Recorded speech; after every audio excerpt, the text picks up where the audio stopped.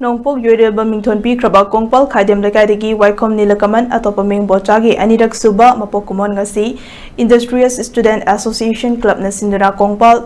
Lahinden Leikaida Leiba Club asimaktada pangthokhre leikhidabagi imung manung yauna miyam laktuna haikat leikat tambaga loinana ikai khumnaba utkiba thwram aduga mari leinana ISA gi General Secretary mayang lamam to na haikibada Fatraba Cookie Narco-Terrorist Singna Makoigi Oiba Separate Administration ki demand amagaloinana Iramdam Manipurbu Machet Tana Thugainaba Kumza Englishing Aniga Kolumdoi Miegi Ahumdage Chatharakiba Lalong Singdagi Iraipak Iramdam Asibu Kandaba Yadi Haiduna Thoklakiba Mayamgi Manungda W.Nilkamal Amani ngasi Maki Thokliba Thodo Watok Sing Asida Asiba Kaktana Mangjaba Imungi Miyoi Sing Wajahoba Lengang Nasu Yengsinbidaba Kaknatana Miyamgi Oiba Apunba Kholau Laklabasu Club Asina Ngasidagi Asigumlaba Thwram Asi Pangthoktaba Yadaba Thwram Ama Oina Lauduna Pangthokpani Masida Natana Club Asina Nilkamalgi